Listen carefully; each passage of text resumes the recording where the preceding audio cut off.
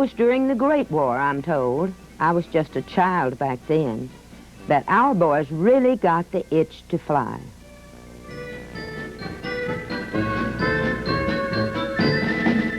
So beware, say a prayer.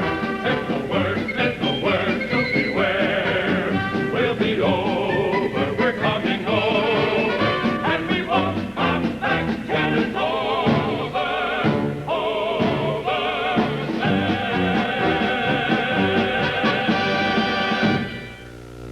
After the fighting was over, they came home in grand style. But as the victory parades gave way to what would be better known as the Roaring Twenties, our boys got restless. As a popular song back then said, how you gonna keep 'em down on the farm after they've seen Paris? Some went to the big cities to seek excitement and became flappers and danced the Charleston. Others tried almost anything for just the thrill of it. And a few whose heads were still in the clouds tried something called barnstorming. A select group of our young men chose to remain in the fledgling Army Air Service, experimenting with all sorts of newfangled flying machines. Never satisfied with the results, they began to develop their own ways to make aeroplanes go higher, faster, and further. One of the biggest successes these young aviators had was in making their ships stay aloft for longer and longer periods of time. What they hit upon was the idea that the only logical way to get gas without landing was to transfer it from one aeroplane to another while still in the air. Now, this may seem rather obvious to you, but back in 1923, it was very daring. These early encounters proved to be the beginning of a revolutionary concept, which is still used today. In fact, some of the words used now were coined back then. For example, a connection then, as today, is called contact.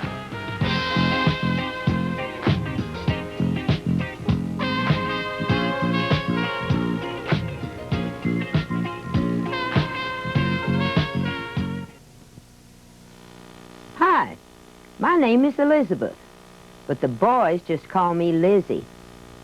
I'm also known as a de Havilland Model 4B with a 416 horsepower Liberty motor. In my heyday, I could scamper through the sky at the amazing speed of 118 miles per hour. But today, I spend my time lounging in this museum, just resting on my tail skid. Now, I may look like an old mail plane to you, but underneath this flimsy exterior, I'm 100% U.S. Army Air Service. But more about that later. I was there when this thing called aerial refueling got started. And over the years, I've watched it grow into one of the largest and most important ideas in the modern air service. Now, back in the spring of '23, I was down in San Diego with a couple of young Air Service lieutenants by the names of Frank Seifert and Virgil Hines. They decided to experiment with aerial refueling and decked me out with a 50-foot section of rubber hose.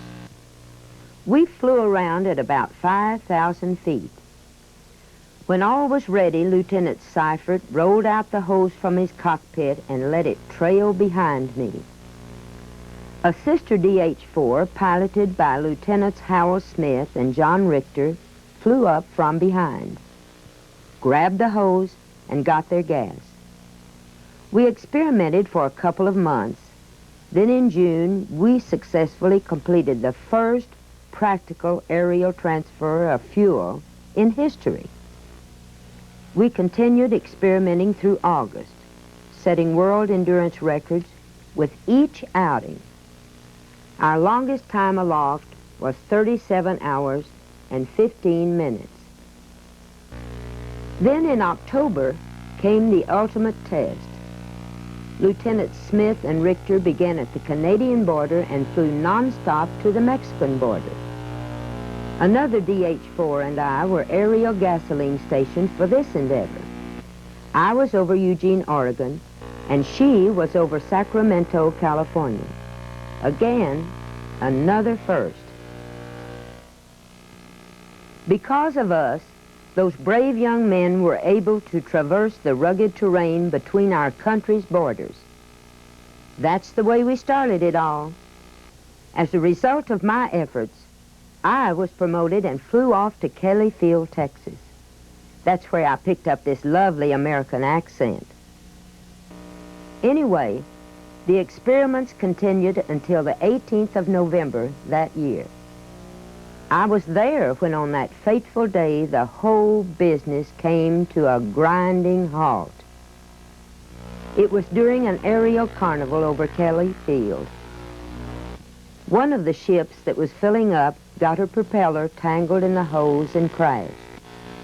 This accident, in front of so many spectators, caused the Air Service to suspend its investigation of aerial refueling. During the next 6 years, the Air Service concentrated on making their aeroplanes go higher and faster. But the need for aerial filling stations didn't diminish, even in civil aviation.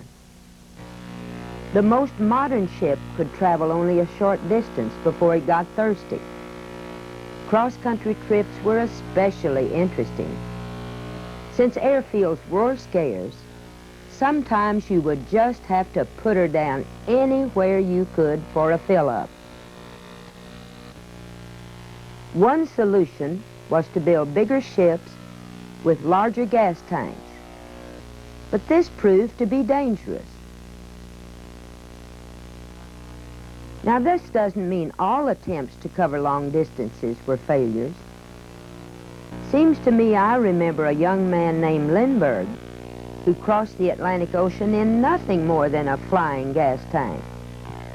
But if I remember correctly, he almost didn't make it over the power lines at the end of the field because he was overloaded with fuel. In the Army Air Corps, as the Air Service had become known by then, these events did not go unnoticed. So, in the fall of 1928, they decided to reinvestigate the virtues of the aerial transfer of fuel. This was, by the way, the same year I retired from the Corps and went to work for a civilian flying school in Kansas. My tail feathers still hurt, just to think about it. Anyway, it was the Air Corps who was again in the forefront, and I continued to keep an interested ear for news of how things were going. It was on New Year's Day in 1929 that probably the most famous in-flight refueling in history took place. In the skies over Southern California, a modified Air Corps C-2 Fokker transport called the Question Mark took off for an adventure which lasted for 150 hours and 40 minutes. For 6.5 continuous days that required her to be linked to her refueling ship over 50 times, 8 of which were at night, the Question Mark tested the endurance of herself and her young crew. Although the crew of the Question Mark, Major Spatz, Captain Aker, Lieutenant Casada, Lieutenant Halverson, and Sergeant Ho got all the glory, I believe the real heroes were the crews who piloted the 2 Douglas C-1 airplanes, which supplied the gas and other necessities. Whenever the Question Mark required anything, whether it be gas, oil, food, water, or even mail, the C-1s, piloted by Captain Hoyt and Lieutenant Moon, were always ready, day or night. By the way, it may interest you to know that the hose used to transfer gas to the Question Mark was a simple fire hose borrowed from a local station. After the conclusion of the flight, the Air Corps was apparently satisfied that in-flight refueling was a practical way to extend the range of Army pursuit and bomber airships. But for some reason, the Air Corps did not see fit to continue development. So in-flight refueling endurance flights were continued by civilians. For example, the Hunter brothers remained aloft for a record 553 hours over Chicago in 1930. They made an incredible 223 contacts in all kinds of weather. The Key brothers did even better in 1935. They established a world record of 27 days in the air. These endurance flights not only captured the imagination of the American public, but also generated interest in in-flight refueling throughout the world, especially in Europe. As a result, in 1936, a company called Flight Refueling was formed in Britain to develop air refueling for commercial aviation. By 1938, this company had developed a technique known as the ejector method. Now, this is somewhat complicated, but it demonstrates the state-of-the-art in the late 30s. The ship who needs some gas would trail a weighted line. The flying gas station would then use a harpoon gun to fire another line across it. The lines would hopefully become entangled, and a hose could then be winched between them. In 1939, they received a contract from the Imperial Airways Transatlantic Mail Service to provide in-flight refuelings. On August the 5th of that year, regular service began across the Atlantic. 15 trips with 30 contacts were made before events in Europe terminated the service. When the wars in Europe and China became World War II in December 1941, the Army Air Corps became painfully aware of their inability to strike back at the enemy. Not only did they lack the planes, but also the range. As a matter of fact, the first American flyers attacking Japan had to use the Navy aircraft carrier Hornet to get their B-25 bombers close enough to reach the target. As now General Spaatz had foreseen way back in 1929, American planes could only carry a few bombs because of the tremendous amount of fuel they used. Because of this, the Doolittle raid was no more than a token attack to let Tokyo know that we had yet begun to fight. This limited range was also one of the determining factors in the decision to proceed with the island hopping campaign in the Pacific. The long struggle to capture such garden spots as Guadalcanal, Tinian, Saipan, and Okinawa was necessary to get the 15th Air Force closer to the enemy homeland. Early in the war, some testing was again conducted, this time at Eglin Field, Florida. They used a B-24 to refuel a B-17 with the only set of ejector system equipment in the country. Although these experiments again proved the merits of air-to-air refueling, the project was canceled with the introduction of the long-range B-29 bomber and the improving war situation. The end of the war found me in a somewhat compromising position in Oklahoma, behind a barn in 1,000 pieces. My motor was turning a generator. My wheels were on the hay wagon, and the rest of me was just kinda rotting away. It was truly the bleakest time of my life, but through it all, and mind you, it was difficult, I never lost contact with those brave young men and their flying gas tanks. 1946 found the Air Corps and a new bomber organization called the Strategic Air Command responsible for the delivery of the ultimate weapon, the atomic bomb.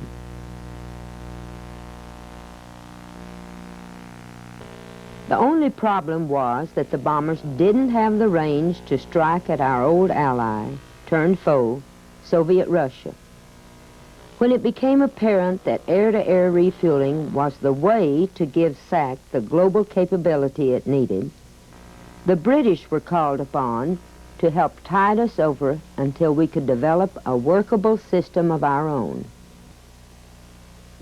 The Flight Refueling Company, as you remember, who proved the ejector method before the war, supplied SAC with the hardware. This improved system became known as the looped hose method, and in 1948, work started to convert 100 B-29s to receivers and 60 more B-29s to tankers.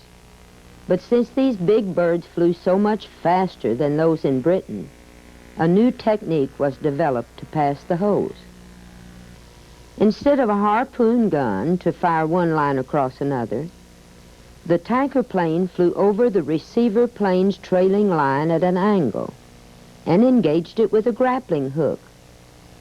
Again, these would become entangled, and then a hose could be winched between the two.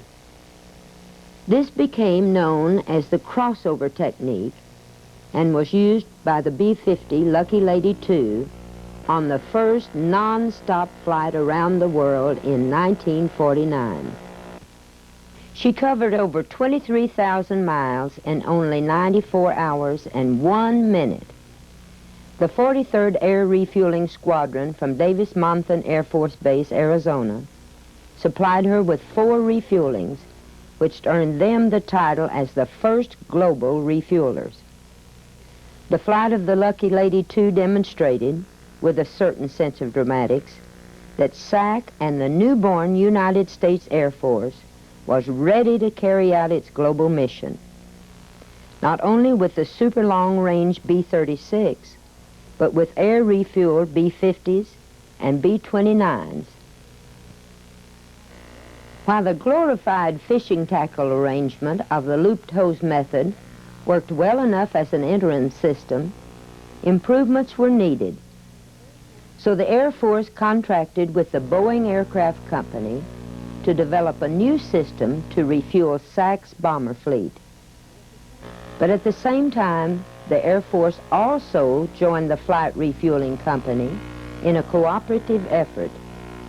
They developed an improved method for refueling the fighter planes of the newly formed Tactical Air Command. This was called the probe and drogue system.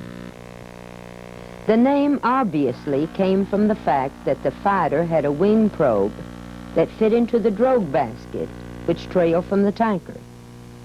The success of this development led TAC to modify some B-29s, and eventually led to the 3-drogue system on the KB-50s. This tanker was actually a highly modified B-29 with the capacity to refuel 3 fighters at a time. She proved so effective and dependable that TAC kept her in service until 1964, when SAC became the single manager of all tankers in the Air Force. Now, while all this probe and drogue testing was going on in England, the Boeing Company of Seattle, Washington took a different track and developed what they called the flying boom.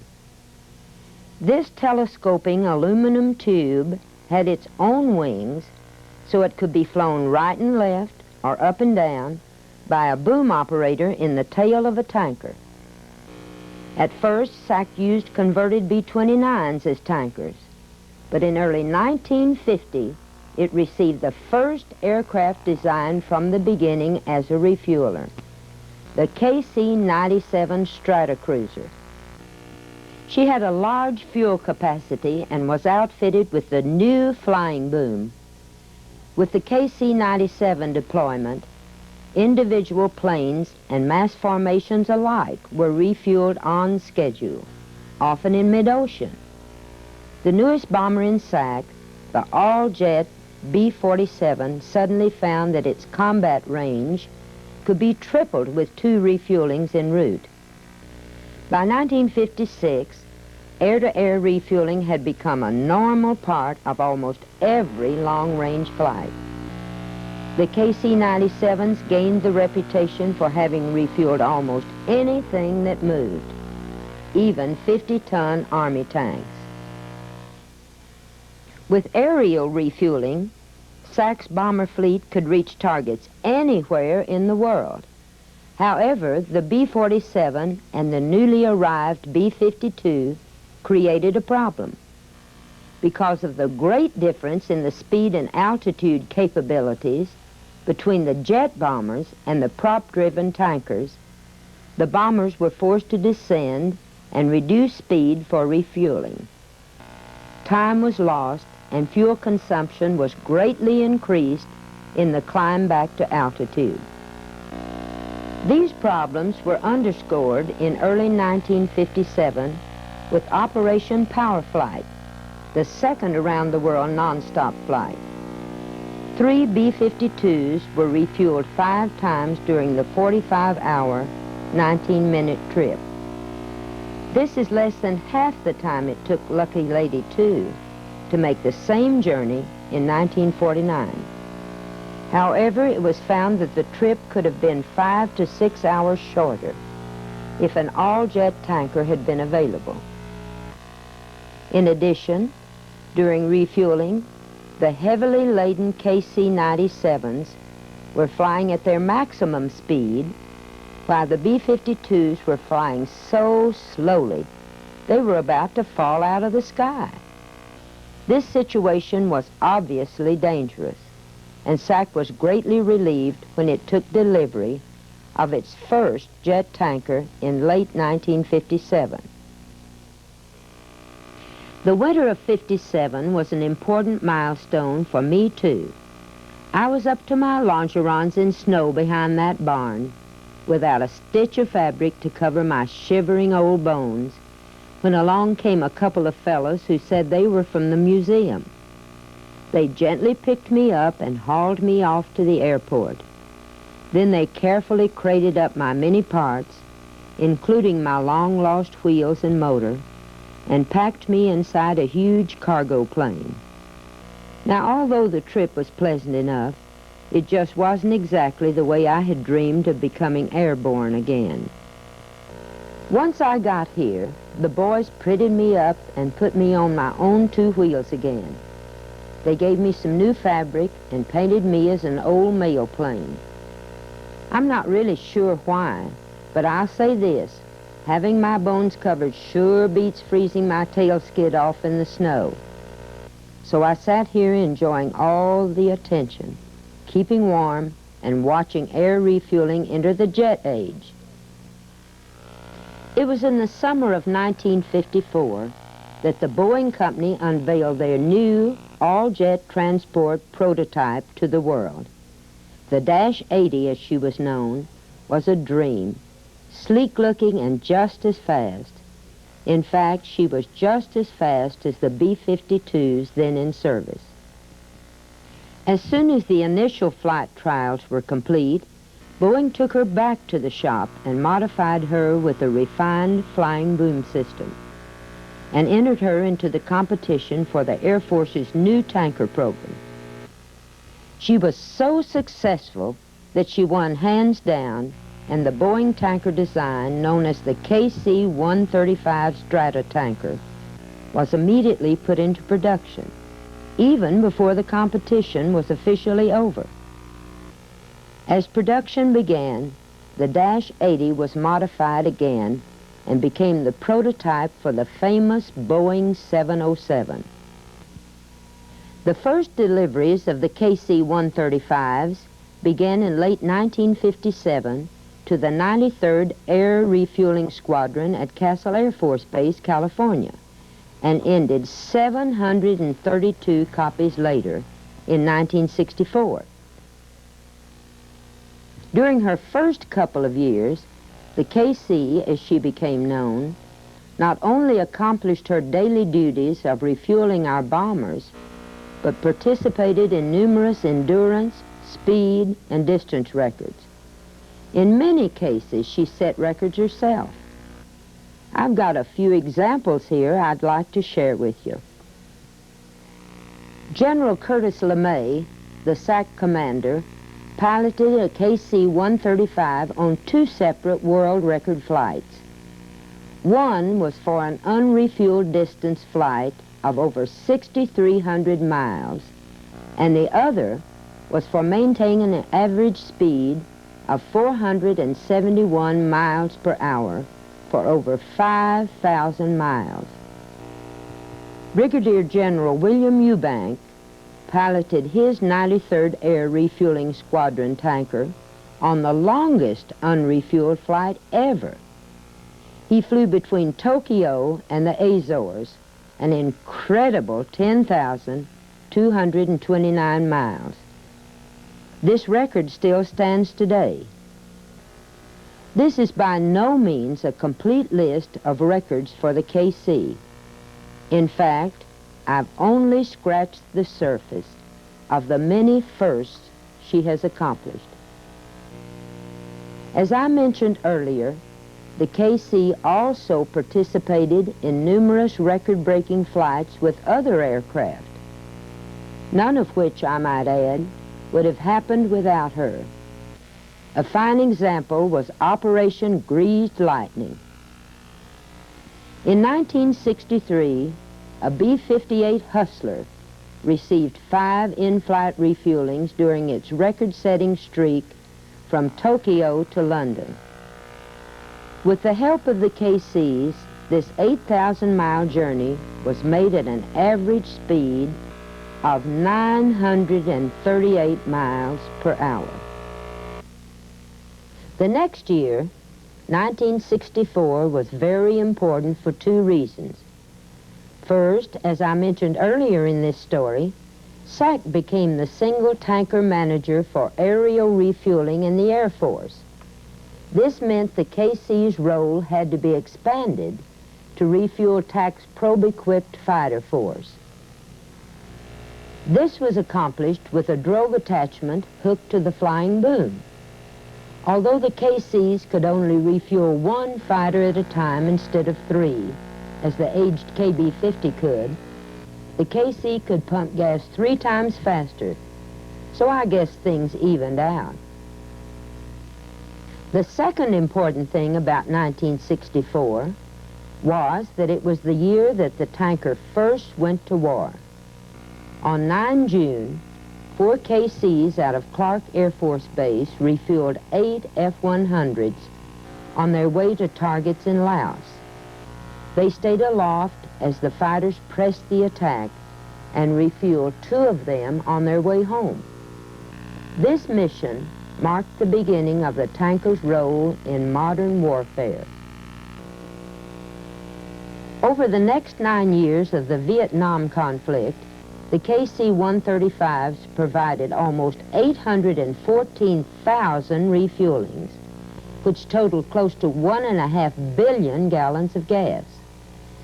That's enough to fill over 45,000 tank cars, which would stretch from Jacksonville, Florida, to New York City. The KCs and her young crews operated out of exotic-sounding places like Tockley, Utapao, CCK, and Kadena, as well as more familiar-sounding places like Anderson and Clark. She worked in task forces with operational names like Yankee Team and Foreign Legion.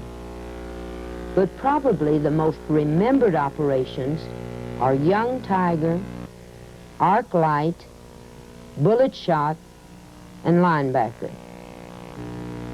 Young Tiger supported TAC's fighters in the entire Southeast Asia theater. The KCs and her crews built quite a reputation for skill and courage while saving lives and aircraft. Sometimes a KC would even venture into the hostile skies over North Vietnam to reach a fighter who had been damaged or was low on fuel. One such mission was flown by Major Alvin Lewis on May 3rd, 1967. He received a call from an F-105 who had just flamed out due to empty tanks. Since he was close, Major Lewis told the pilot to hang in there and proceeded to put the KC in a 20-degree nosedive and made the rendezvous. While hurling toward the ground, the KC made a good contact and stayed with the fighter until he restarted his engines. While Young Tiger was going on, other KCs participated in operations like Arc Light, Bullet Shot, and Linebacker, which supported the B-52 bombing missions over Vietnam. These refuelings made it possible for the bombers to fly all the way from Guam and Thailand to their targets and back again. During one 11-day campaign in 1972, called Linebacker 2, the tankers ferried an aerial armada to their target areas over North Vietnam. It took over 3,500 refuelings, but without them, the bombers couldn't have pounded their targets, which caused the North Vietnamese to call a truce. With the end of the conflict, the KCs and her crew went back to the spit and polish of the daily routine, standing alert, refueling training missions, and sorting out the lessons learned during the last 9 years. On the 12th of May, 1975, 40 KCs again found themselves flying combat missions when the Cambodian government seized the USS Mayaguez and held her crew. The tankers refueled fighter planes over the target, which allowed them to fly continuous protective air cover as the Marines freed the captive sailors. These were the last combat missions flown by the KCs, and hopefully they'll remain the last for many years. 23 years after her debut, the KCs continued to help her sister ships do things they're not designed to do by themselves. For example, in early 1980, 2 B-52s from K.I. Sawyer Air Force Base, Michigan, made the third non-stop around-the-world flight. Although this wasn't a record flight, it proved to our friends and foes alike that SAC's air-refueled bombers could strike anywhere in the world if called upon. Well, that brings you pretty much up to date, but this is by no means the end of the aerial refueling story. A lot of new things are happening, or will be soon. A new advanced flying boom is being developed. It will be more sophisticated and allow for faster contacts. But probably the most important thing to look forward to in the development of aerial refueling is the new kid on the block, the KC-10 extender. Compared with the KC-135, she's larger, more fuel efficient, and can carry more gas. She will also have the new advanced flying boom, as well as a separate drogue system. But more significantly, she has the capability to take an entire squadron of fighters, including its support equipment, to Europe in one flight. My, we sure have come a long way in the last 60 years. Seems just like yesterday I was in the skies over San Diego starting this whole business. In summary then, let me remind you that during the 20s and 30s, the need for aerial refueling was being explored. In World War II, the need was felt because of its absence. During the Vietnam conflict, the need was proved with every pilot saved. Aerial refueling has truly transformed the Air Force into a global power. Well, I could sit here for a couple of hours more, but I'm sure you've got better things to do right now. So tell you what, why don't you come and visit sometime? We could sit around and I could tell you more about the good old days and the early contacts that make up the story of aerial refueling. By then I'll have had the facelift the boys have been talking about and have my old Army Air Service colors on. So take care. Have a good day.